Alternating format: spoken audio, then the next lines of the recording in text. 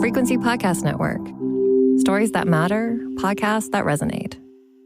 What is Donald Trump talking about? But why are we supporting a country, $200 billion plus a year? Our military is at their disposal. All of these other things, they should be a state. That's why I told Trudeau when he came down. It all started with a social media post. A joke, or so some people suggested at the time. But then there was another, and another, and another, and another after that. And now it has become a regular occurrence. Donald Trump has been regularly referring to Canada as the 51st U.S. state, and Justin Trudeau as governor. Governor Trudeau, not Prime Minister Trudeau. On Tuesday, during a press conference at Mar-a-Lago, Trump made his most detailed comments yet about his vision for Canada to join the Union. So I said to him, well, why are we doing it? He said, I don't really know. He was unable to answer the question, but I can answer it. We're doing it because of habit, and we're doing it because we like our neighbors, and we've been good neighbors, but we can't do it forever, and it's a tremendous amount of money. And why should we have a $200 billion deficit and add on to that many, many other things that we give them in terms of subsidy? And I said, that's okay to have if you're a state. President-elect Trump will be sworn into office on January the 20th. Is he really serious about making Canada the 51st U.S. state? Are you also considering military force to annex and acquire him? No. Economic force. Because Canada and the United States, that would really be something. You get rid of that artificially drawn line, and you take a look at what that looks like, and it would also be much better for national security. Don't forget, we basically protect Canada. Is he for real? Is he just bluffing? Can he really do that? What is going on here? I'm David Smith, and this is The Big Story. And my guest today is Professor Ian Lee. Professor Lee is Associate Professor of Management at the Sprott School of Business at Carleton University in Ottawa. Hi, Professor. Thank you for taking the time. My pleasure, David. Thank you for inviting me. So, Donald Trump referring to Canada as the 51st U.S. state. What do you make of that? Do you think he is being serious? No, I don't. Trump, it's very fashionable, and I've read many pundits saying he's an idiot, he's a moron, he doesn't know what he's saying, what comes out of his mouth, he doesn't have a clue, he says clueless, he's completely confused. I think he's crazy like a fox. I think he's doing this very deliberately. I think it's very deliberate. He's not an intellectual, we all know that, but then neither is Justin Trudeau, and most politicians are not intellectuals, and nor should they or need to be intellectuals. I'm not suggesting they should be, but they don't sit around reading, policy books and that sort of thing. But he understands how to do deals. He's been a deal maker for 50 years. And he certainly understands politics. He won the presidency twice. And so what I'm trying to say is he knows what he's doing. So now let's get to what is he doing.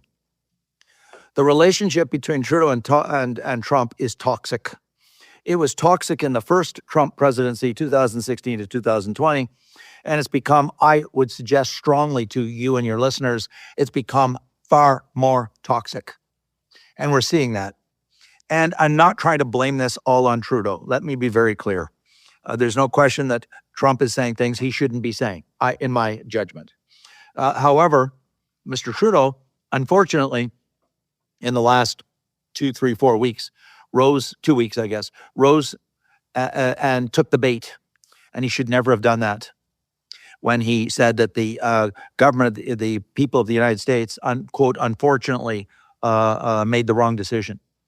It is never the role of prime ministers and presidents to comment about the election outcomes of other democracies. Okay. So you're saying that it's Donald Trump's musings, this I call it an insult. It's insulting to Canadians to suggest that we ought to be a state. So this is a political retaliation from Trump based on comments that Trudeau made that many Americans took to be disparaging about how they voted in the last election. You think it's a political retaliation? Oh, I think it's gone. For those who say it started, for those who say, Ian, it didn't start there. It doesn't matter. It didn't start there. I agree. Yes, Trump started it. Yes, so what?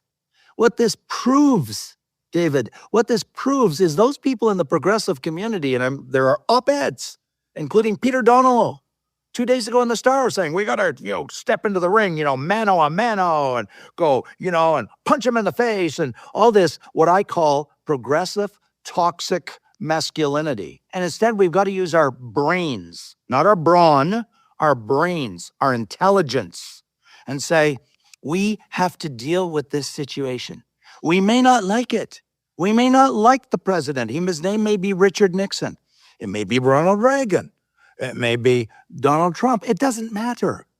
The job of the prime minister is to surmount those challenges. And that is where Mr. Trudeau completely failed. Okay, let me jump in there. So let's look at some of the claims that Donald Trump was making on Tuesday when he spoke with the media in Mar-a-Lago, sort of clarifying, why he was asked why he wants Canada to be a state. Why are you saying this, Mr. Trump? And his reasoning, to break it down, was economic. He made some claims. For example, he believes that the trade imbalance between Canada and the U.S. amounts to a, quote, subsidy. He thinks the U.S. is subsidizing the Canadian economy. Is that accurate? No, and yes, yes, and no. Let me explain that. We are so integrated. We were integrated before NAFTA.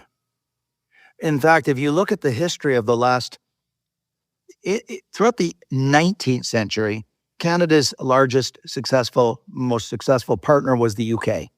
And then starting, I have to go back and look at my own records of the data.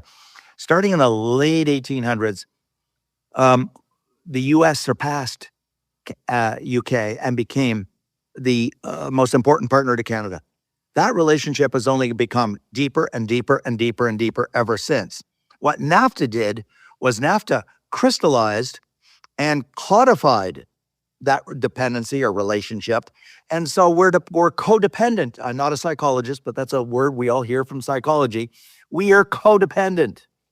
Okay, so what I think he's saying, and I do not pretend to have any private pipeline to Mr. Trump or the people around him, but I think he's really making reference to the protected industries that the USTR, United States Trade Rep, who files a report to Congress every year, and it's a very public report, it's not secret, and since the 90s, since the Bill Clinton presidency, they have listed the trade and relationship irritants from the U.S. point of view with Canada.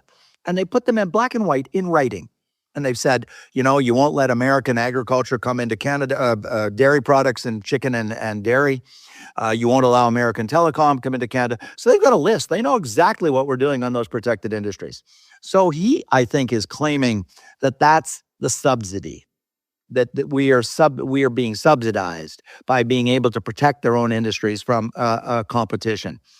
I'm sympathetic to the argument. I don't believe in subsidies and protecting any industry. I hope we get rid of them because it only exploits Canadian consumers.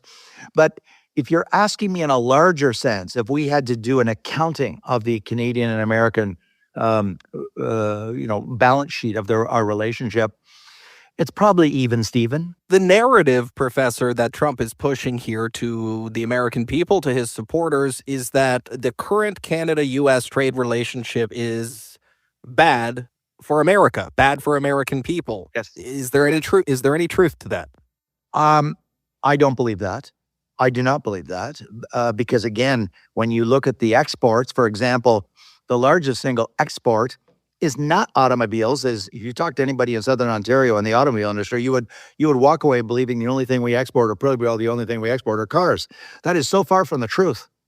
Oil and gas has always been, and electricity has always massively surpassed the export of autos. We are massively competitive, and the Americans need Canada for oil and gas and electricity. Big time, big time. The cars, I did a paper on the auto industry several years ago, and I showed in it, I tried to show that we've never been really competitive in automobiles that the Americans did us a big favor in 1965 when Lyndon Johnson negotiated auto pact with Pearson. It was to save the auto industry in Canada. And then we did free trade in 88 and NAFTA in 92, 93. And some would argue, and I'm one of them, that one of the driving forces for that was to save the Canadian automobile yet again, because we have never been as competitive as the Americans. But automobiles is only a small part. Manufacturing is only 12% of GDP of Canada. We are very competitive in energy. We are very competitive in exports. We export very large amounts of agricultural products to the United States. We export very large amounts of services. So what I'm trying to say is I think we have a very solid relationship, a very good economic relationship. I hope that what comes out of all this bad, toxic relationship or dialogue or discourse, I hope is that we accelerate the negotiation of a new NAFTA, a new CUSMA, which is scheduled for 2026 next year. I hope that we move that forward. I can't see it happening under Mr. Trudeau so long as he's there because the toxicity between the two. But once we have an election and we have a new prime minister, I think that the only solution going forward is not to, as Peter Donelot and some other liberals are saying, let's go into the ring and, we're going to take them on man to man and mano a mano, which is as idiotic as a person who's in pee-wee hockey saying he wants to take on the biggest, strongest, baddest NHL enforcer, because we're a fraction of the U.S. They are the world superpower, 28 trillion GDP. We are 2.5 trillion. Pierre Trudeau got it right. He said, they're the elephant and we're the mouse. The elephant catches a cold and sneezes, and the mouse catches pneumonia. He understood the profound imbalance in power between the two countries. That's why we cannot get into a trade war with the United States. You said at the start you don't think Donald Trump seriously wishes Canada was not a sovereign nation, do you? I think that there's a lot of bluster going on right now because of his deep anger and dislike and contempt for Justin Trudeau. I think that the whole relationship will change profoundly once we have an election and we have a different prime minister. It could be a different Liberal prime minister. It might be Carney. I think it'll be Poilievre, but it could be Carney. I think that it will change the entire language and relationship. I think that this is a lot of this is his way of, getting back at Trudeau. I think there's a lot of personal animus and animosity here. And I do not believe he's going to try to annex Canada or acquire us through economic means. Our relationships go back too far and they're too deep with the border states, with the border governors. And I don't believe that that's I don't believe that's his objective. Now, is he softening us up for the negotiations for the next CUSMA? Yes, I do believe that, because if anybody, more journalists and critics of Trump should go read his damn book, The Art of the Deal. He fancies himself a wheeler, dealer, deal maker.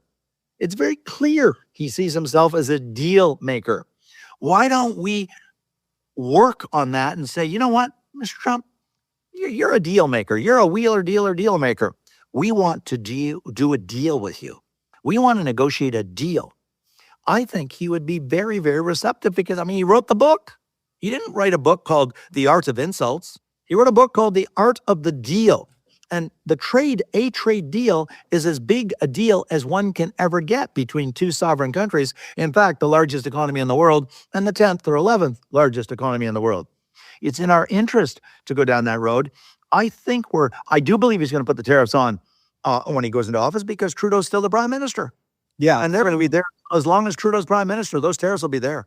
I have no doubt about that. I only own a house in this world. That's the only asset I have in this world. I'd bet my house that those tariffs will be there as long as Justin Trudeau is the prime minister of Canada. Let's talk about those tariffs. Let's talk about the leverage in the deal making, as you point out. What happens to the Canadian economy if there's a 25% tariff on all goods exported to the U.S.? Well, it's going to be devastating. No, we will not vanish. Of course not. But it will be devastating. The analyses I've seen, serious econometric analyses, is there'll be 2 to 5% decline in GDP, which is a very serious recession. It's not a depression. In the Great Depression, it was 30% decline in GDP. We've never seen it before, and we've never seen it since, an economic decline of that magnitude in the 1930s. But will 2 to 5% decline in GDP will be catastrophic? Yes, it'll be horrible.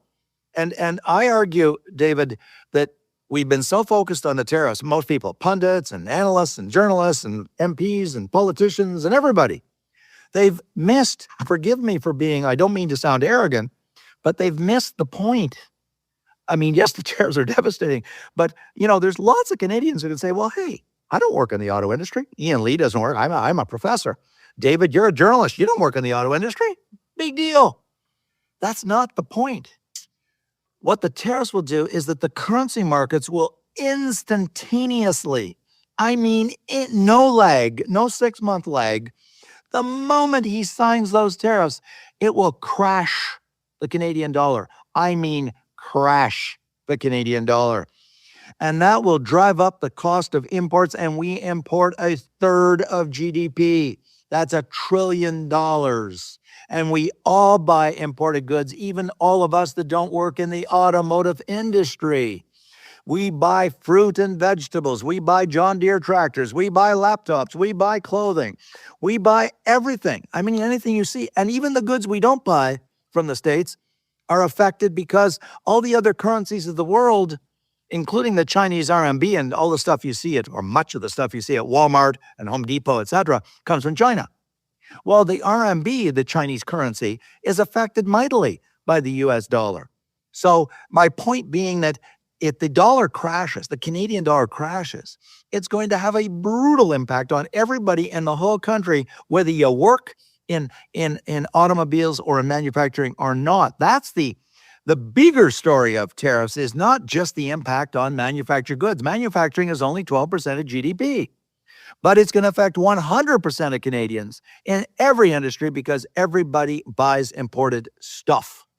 And so crashing the dollar with the tariffs, will crash the dollar and will cause unbelievable suffering and will drive up the inflation rate, which paradoxically is going to force the Bank of Canada to increase the interest rate to try to defend the dollar from further depreciation and further rate increases. This is the classic dilemma of many developing countries. Argentina's faced this crisis repeatedly, where the peso goes down, and then they have to drive up the interest rates. Russia is going through this as I speak. They've driven the central bank rate up to 23% because the ruble was collapsing. And again, it was driving inflation through the roof.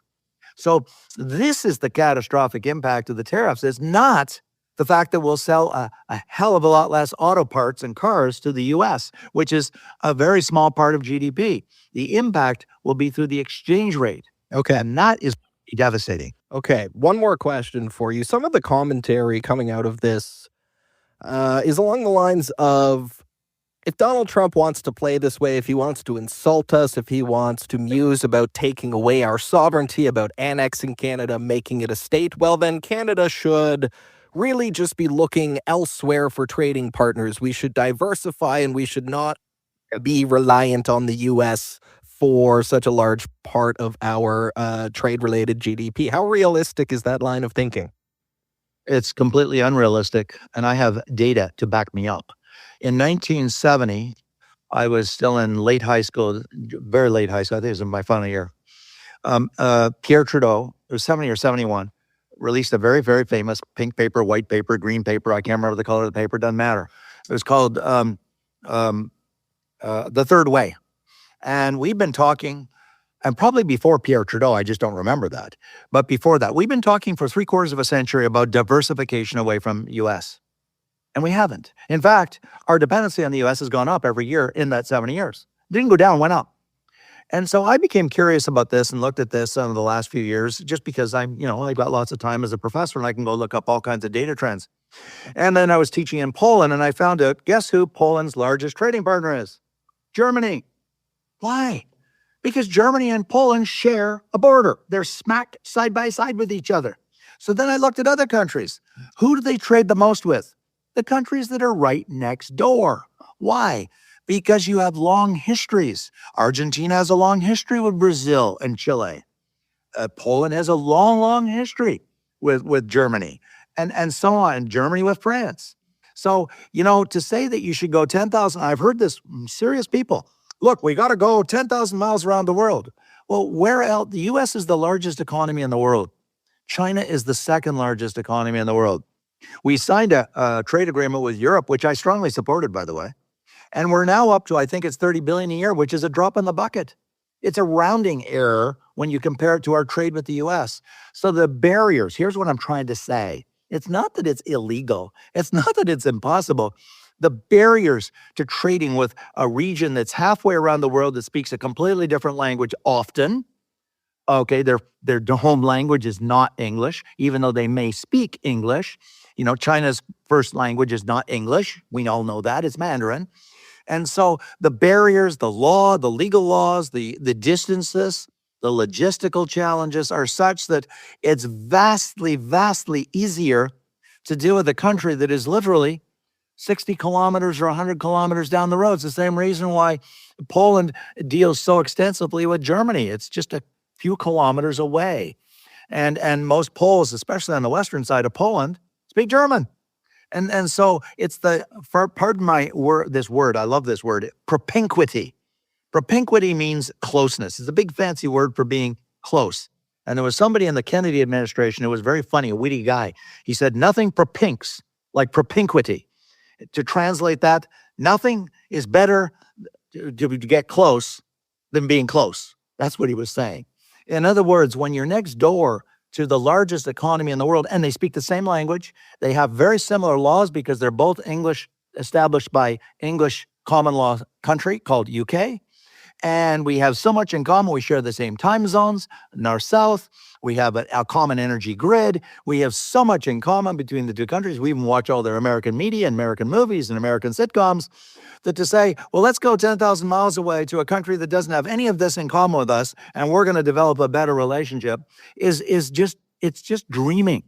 It is dreaming. It's not realistic. It's not credible. We've signed trade agreements around the world, by the way, and they have not taken off anything close to our trade agreement with the United States over the last, whether you look at it 10 years, 30 years, 50 years, or 100 years. And I believe that will continue as long as I'm alive and my children and my grandchildren are alive, because they're right next door. Okay. So to tie a bow on it for today, Professor, I don't need to go and convert my savings to U.S. dollars. No, Donald Trump is not going to make Canada into a U.S. state. Is that fair to say? I believe he will not. Okay. I believe that once we have an election, I deeply believe that once we have an election and a change in government, which could be a new Liberal government under Carney, I'm not ruling that out. I don't want anyone to think that I'm secretly saying, well, he's just shilling for Pierre Poilievre. I think Poilievre will get in because of the polls. They're saying that. He's 25 points ahead. But maybe Carney will become the leader. Maybe I believe that the relationship with the United States is going to change profoundly after the next election, for the better. Professor Ian Lee, thank you very much for your time today. It's a great pleasure to have you as our guest. Thanks very much, David. A real pleasure speaking with you. And again, that was Professor Ian Lee, Associate Professor of Management at the Sprott School of Business at Carleton University. We thank him for his time today. That was The Big Story. You can send us feedback on this episode or any other episode of the show. Email us at hello@thebigstorypodcast.ca or leave a voicemail at 416-935-5935. We really love hearing from you. You can find the show on the Seeker app or on any other of your favorite podcast platforms. Please rate, review, follow, and share. I'm David Smith. Thank you for listening.